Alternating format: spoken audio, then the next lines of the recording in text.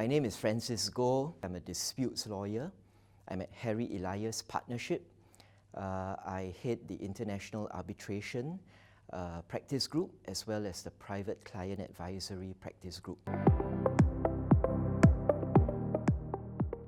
Back then, in the 1990s, and I'm talking this early 1990s, litigation was the way to go. Having someone say, "I'll see you in court" or "I'll sue you," wasn't just something for the movies. That was what clients actually said to each other. I remember in my third year of practice, we fought a bitter trial.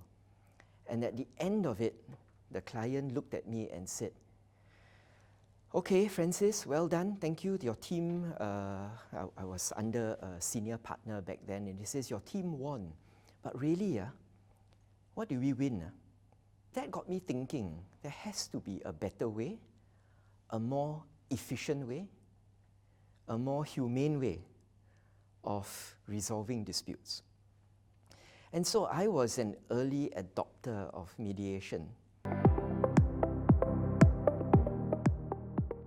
COVID-19 was a reality check for everybody in the world, and I think it has brought time and cost efficiency into focus. What we're seeing is that clients understand that litigation means time and cost.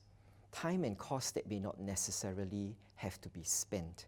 Mediation allows you to get off the dispute bus at strategic junctures. It allows clients to actually reset, rethink, and re-look at their dispute in creative ways.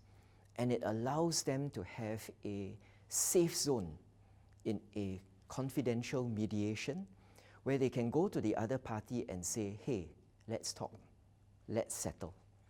And I think having mediation now go mainstream is such a powerful development, and it's going to change the future of dispute resolution. And I have personally seen for myself how clients who came in at loggerheads walk away with reputation and relationships restored. And to me, that is real victory. I had this privilege of co-mediating a case with Wee Ming. Turns out that it was the number 100th case that SIMC has, and that was really exciting. What struck me was its two foreign parties, no connection with Singapore whatsoever. They were prepared to fly in to Singapore to have their case mediated under the auspices of the SIMC. These were international parties who felt that Singapore had the resources and the neutral forum to help them get their dispute resolved through mediation. The parties were here fighting over defects, fighting over damages for delay. The other party was saying, "You haven't paid me." So it seemed like your classical fight over money and damages and defects type of case.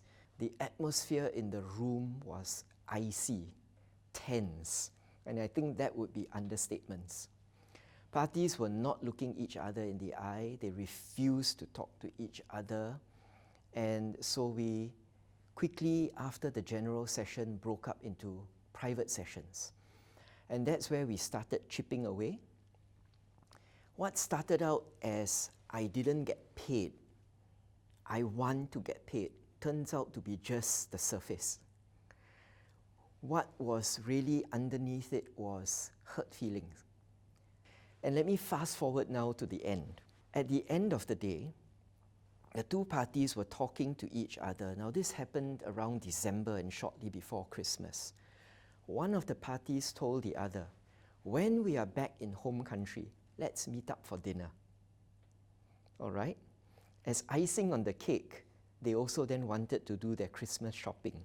And everyone parted away happy, and I think we had a great Christmas.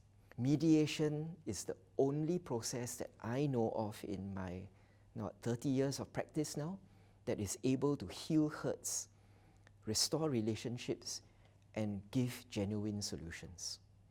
So, am I a fan of mediation? Of course. Is it going to be the trend of the future? Yes, I say bring it on.